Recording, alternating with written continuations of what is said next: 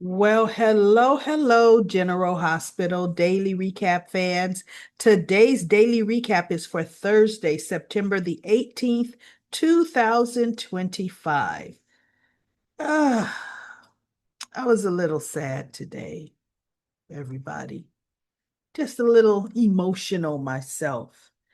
Um, Angelica and Steve, who plays Tracy and Jason, they did an excellent job today. They acted their butts off, seriously. And Steve is not a big emotional actor, but he can get water in. Oh my goodness, right? I did do a quick little video clip. I'm going to play it. But anyway, let's go to it, y'all. I mean, oh man.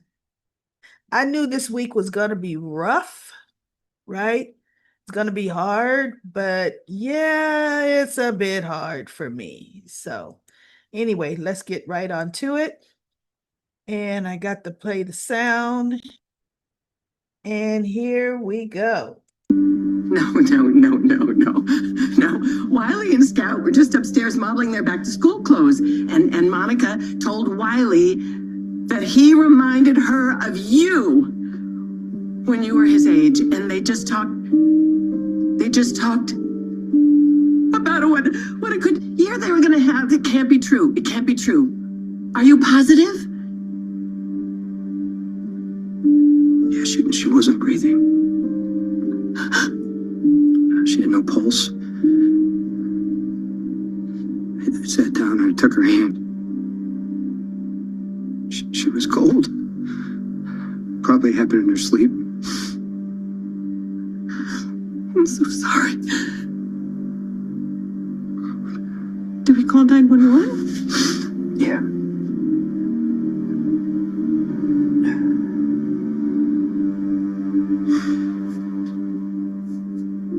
Yeah,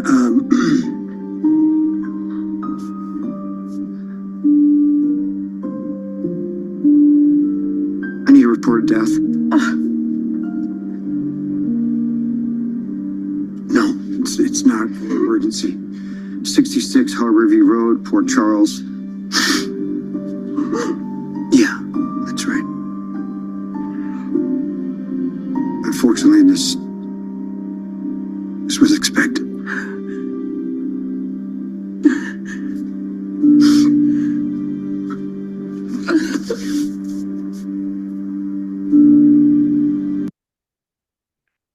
Uh, yes, man, they did a good job. They did a great job. I'm going to kind of gloss over, real quick what else happened because this is going to be a short recap for me. All right. Um, Lulu does talk to Charlotte, and actually the pictures that I have are of pretty much kind of clips of the video scene. Well, let me stay with Tracy and Jason because we just showed the clip. One thing Jason said that, after the accident, he changed.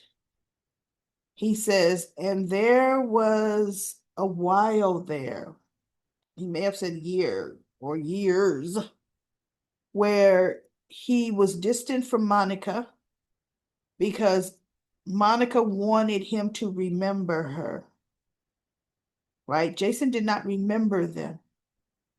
Monica wanted Jason to remember her as his mother. He says, I felt that she couldn't accept me for who I was or who I was becoming. He says, I think he did say, it took some years for me to realize And Tracy said, she loved you anyway. He's like, as I am, she loved me.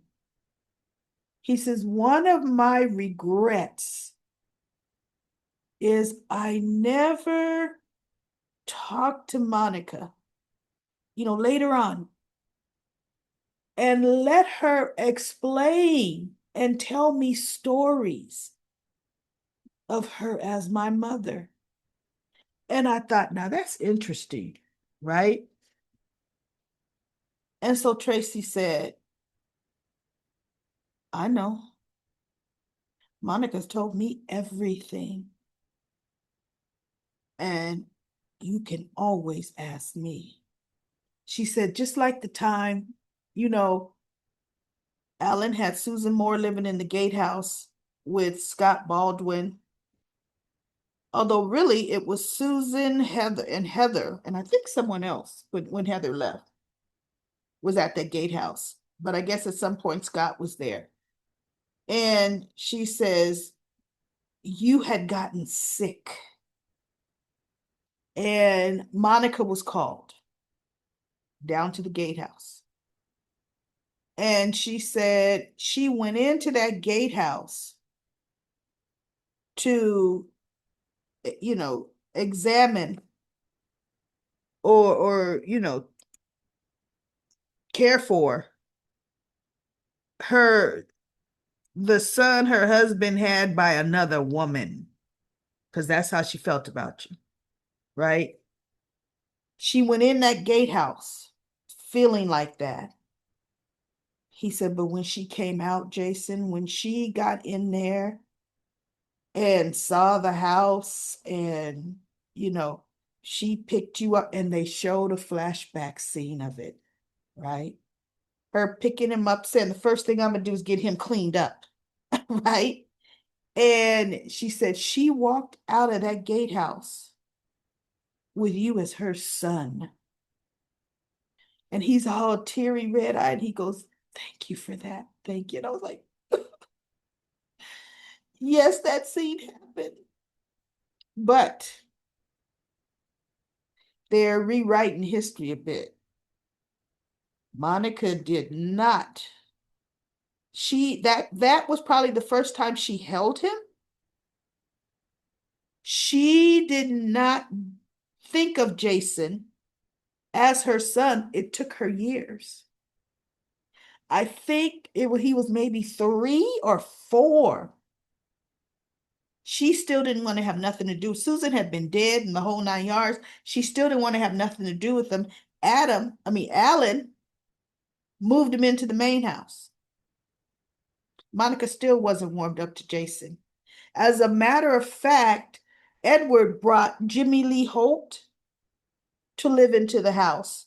And Monica was like, yeah, another bastard son, right? Because Jimmy Lee's the son Edward had with one of his many affairs on Lila. Okay. Jimmy Lee, because I went back one weekend and I watched on YouTube a lot of very old episodes, right? Jimmy Lee was always either coming down the stairs with Jason on the hip, he was always the one holding Jason. Now, they played around with AJ and Jason's age. They were actually further apart, and then they decided, especially as the boys were getting older, to bring their ages a little closer together. Monica used to come in the room. This one, Jason was probably 4, maybe 5, and Alan would have him in there with AJ. And Monica was not happy about that. Nope. Right? And Alan's like, he's my son too, Monica. Yep. These boys are brothers, right?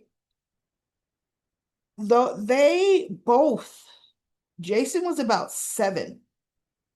AJ, the way they had it on the show, AJ was probably 10. Maybe Jason was 8, AJ was a 10 or 11. They still had their ages kind of far apart. Both of those boys were sent to military school. So maybe AJ was 12, Jason was 8 or 9. They both got sent away to military school. And when they brought AJ back, they had aged him a bit, not too much. They did not bring Jason back from military school. They wrote it in that Jason did not want to come home. He liked military school and he wanted to stay there. So they did not bring Jason back until, a little later into the story. AJ was getting into all kind of AJ trouble. Okay. And it's when Jason came back that he was more rule follower, more, Monica started gravitating to Jason because Jason was respectful, military school, right? AJ was just all off into AJ terrible teen land. Okay. But it was just interesting how they say Monica, because I saw somebody was telling the story that when Monica first laid eyes on your baby blue eyes, it may have even been Monica herself a few years ago saying that she fell in love with him. But when you go back, because GH will rewrite history, when you go back and actually watch the episodes and the year, no, she wasn't. This was her husband's mistress's kid thrust in her life, right? And they played it pretty doggone realistic. They really did. Took her a while. And not only because Jason was lovable as a teen, and he was. AJ was such an anti-everything, you want to say disappointment. He just balked at every authority, and AJ was AJ. Okay. But it was really nice to see that scene that they played of her holding him, because that was her first time holding him. And then they also showed a scene of her and Tracy fighting. Tracy wanted her chair and she was fighting over her chair, and it's Christmas time because Tracy was telling how much she hated her tree, hated her garnish, and the whole, it was just, they fought and fought. And Tracy said, throughout the decades, Monica and I fought. She says, but I grew. What she didn't know is over the years, their later adult years, she goes, I grew to admire Monica. She says, and then this last time that I moved back in, that I came home, she said, do you know me and Monica would have tea almost every evening? She says, and one thing Monica would always talk about was you, Jason. Always. So anyway, that was a later conversation as they're both sitting on the couch. You see, she's leaning against him. That's when they were doing that conversation. The above pictures, you saw the video clip where he had to call 911. And I was like, wow. Now in, I guess, New York or Port Charles land, the sheriff has to come and probably, I don't know what, pronounce her dead, but out here in California, the coroner, if it's a death in the home, the coroner has to come and pronounce the person dead. And usually the coroner takes the body. The mortuary, the funeral home doesn't take the body until the coroner releases it to them. But that's just how they do it out here. Maybe they do it differently there. But anyway, that was just, yikes. We're going to have, I hear all next week, it's going to be a tribute. Maybe I think they said even 2 weeks before they actually get to they're going to really be doing tribute to her. I love the fact that it was just her and Jason, just the two of them dealing with Monica's death. Because when you think about it, Tracy and Jason's character, and the thing is, these are the same two actors. They had the longest history with Monica. Tracy had the longest, right? But after that, when you think about it, who's left on the show? Jason was next. And Jason was the apple of her eye. So, you know, they did it right with just having the two of them deal with that emotional situation. So anyway, I'm just going to briefly recant what happens. Molly showed up at the stables to apologize to Cody, saw Outback, and he said, "Don't tell anybody." And she's like, "Well, you're going to have to do a better job of hiding him." And in my mind, I'm thinking he hid him pretty well when Dante was there. Dante knows what Outback looks like, you know. So anyway, um, they talked and she apologized for gossiping about him, telling Elizabeth about Christina paying him. She goes, I was really upset at Christina, but I should not have told your business and I want to apologize. Cody didn't care nothing about that. Who cares? Um, but then we also have, she was trying to convince him to just tell the Q's the dog's there, which if he does, if he even tells Dante Outback missing will be solved. And then we have Lulu talks to Charlotte at Bobby's. They were waiting on Rocco. They're still passing out flyers. And Lulu tells her, you know, Charlotte, what do you think about talking to your father? And she looked at her, she said, talking to him? You mean a video call? And so Lulu says, no, I'm talking about seeing him face to face. She said, now how could that happen? I can't even talk to dad on the phone. And Lulu said, Dad, you've never called him that before. And Charlotte said, well, uh, I'm older now. And somehow Papa doesn't seem right. And I'm thinking, yeah, they got a new actress and good, he's dead, right? So she said, how could that happen? Because Lulu said, no, a face-to-face visit. She says, wait, what's going on? How could this be possible? I heard it could never happen. She says, well, things have changed. And she told her, she said, remember that visit with Jack Brennan? And she goes, yeah. She goes, Jack brought it up and Valentine wants to see you, but I said, this is your decision.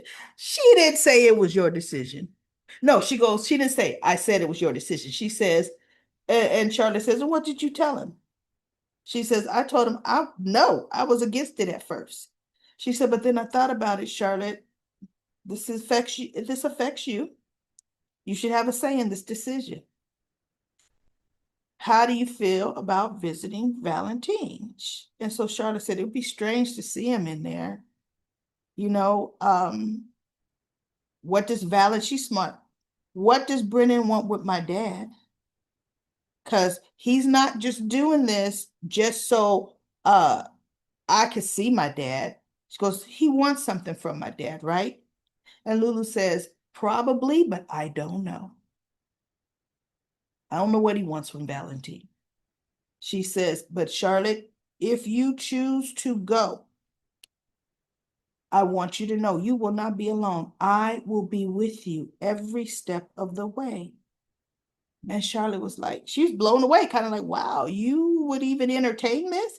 And Rocco comes in all depressed and blah, blah, blah. So they talk and they try to boost Rocco's spirits. And Rocco and Charlotte are going to head back out, passing out flyers. And Rocco tells his mother, Mom, you know what? You're the best. Thank you.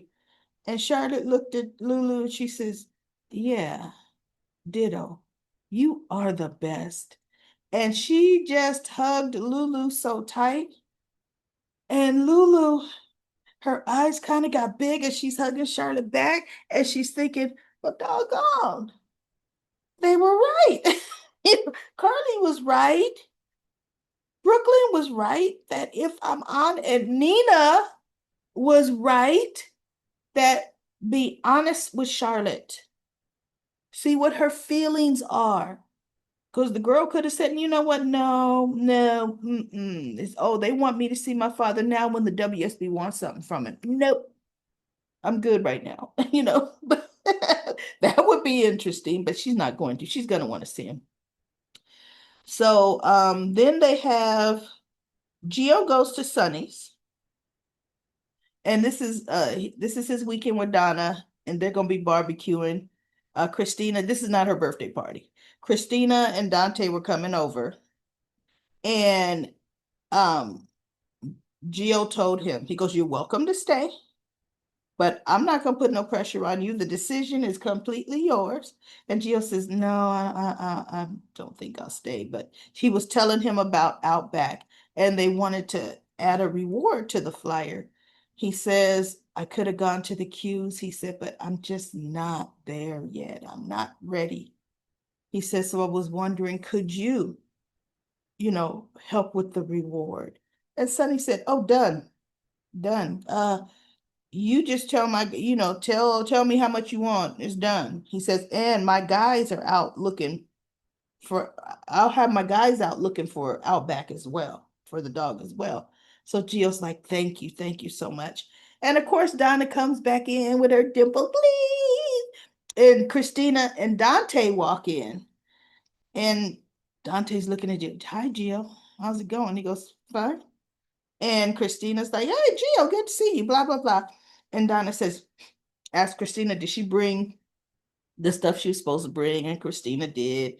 And she goes, "Gio, we're going to have so much fun. We're getting ready to fire up the grill, and you might as well stay."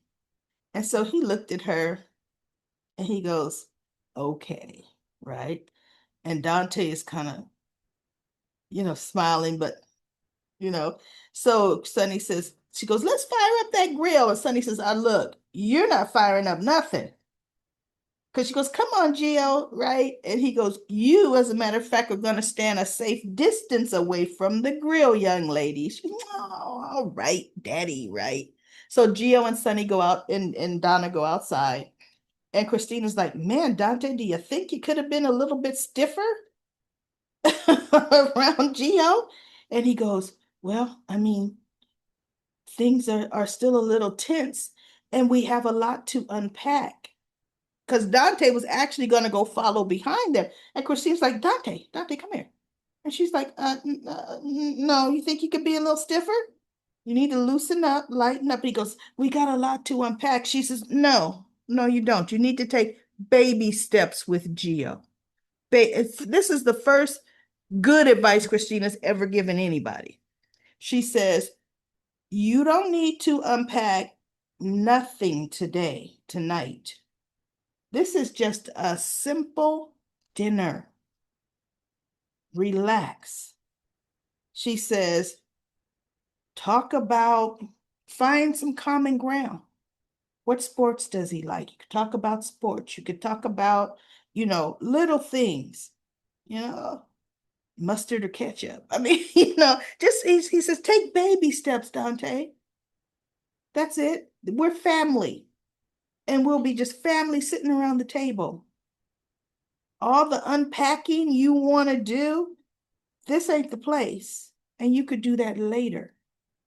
And Dante's like, okay, okay. And I'm thinking, yeah, she's right. Just so then later it showed them sitting around with their little iced teas, and they were all just relaxed. And they brought up the dog, and Gio said, Sonny is gonna put up the reward. And Dante told him, he goes, Rocco is so broken up about the dog. He says, even the PCPD, we've got officers looking for Outback, right? And Gio looked, and he goes, "Gio, Rocco is so grateful for all you're doing to help find Outback." And he goes, "Of course, he loves that dog." Because let's face it, him and Emma were living with Outback way before Rocco and Charlotte were living with Outback. So anyway, that's how that went. And last but not least, Britt. Elizabeth was being snippy with Britt, but you know what? Britt was being attitude snippy with Elizabeth. that ain't nothing new. Um, Britt needed to get her medications filled. And Elizabeth says, you can't get any prescriptions until you're seen by a doctor. And Britt says, I am a doctor. She goes, no, you're not a doctor. She goes, everybody knows me. She goes, no, everybody knows your picture up on that wall because you're supposed to be dead. Elizabeth says, everybody don't know alive you. Right?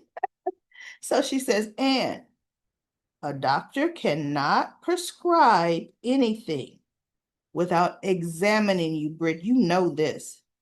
And you have to wait in line. You don't have an appointment. There are 9 people ahead of you. Isn't there a friends and family go ahead of the line?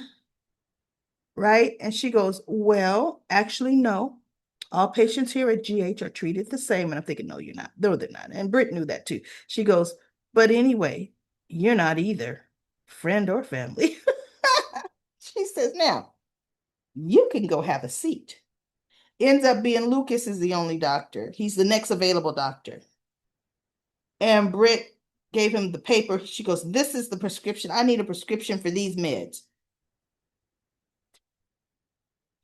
And Lucas says, he looks at it. He goes, well, for one thing, I can't write you a prescription without examining you. She goes, I have Huntington's disease. It's all over my charts. This will help keep it at bay. He goes, and it could. Still can't write a prescription without me examining you. She goes, now, Lucas says, if you don't want me to be the doctor to examine you, I'm okay with that. And then Elizabeth looks over from the nurse's station and says, oh, but you're going to have to go at the bottom of the list. And now 9 additional patients have signed up. Britt says, fine. So she goes in there. You know how she is. And Lucas ends up giving her the gown, and he ends up examining her, and he tells her, you know, for you to have Huntington's, you're not presenting any symptoms. She says, thus the medication I need. It's a combination. But see, remember where she was doing the lab research, it was all together. But I guess these are the different compounds that make up what she needs, because she would know, right? She probably made the cocktail. So anyway, he says, this is like a miracle. Because remember, she was starting to have the tremors 2 years ago. So she should be more advanced than that. And he says, that, yeah, he could get her a prescription for all. Now that he's examined her, he'll get her prescription. So she comes out, or write her prescription. She comes out and she asked Elizabeth, is Terry Randolph and Portia Robinson, are they working today? And Elizabeth just looks at her. And then the next scene, she's in the office and they're both like stunned, looking and speaking to her. And she's just pretty much, you know what? I want my old job back, and I'm back. And Terry says, well, for one, you can't have your old job back. Dr. Robinson has your old job. She goes, well, then no, then I'm a gynecologist. I want to, practice that gynecology here. And Terry says, it's not that simple, Britt. For one, you're declared dead. For two, that couldn't have been easy to do, faking your death. The hospital could be liable for something. There's some kind of fraud going on, right?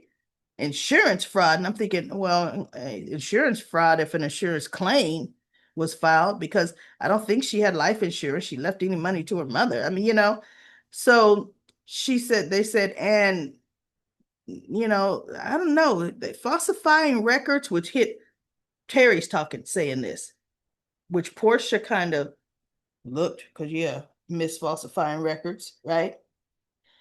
So Portia says, you know what?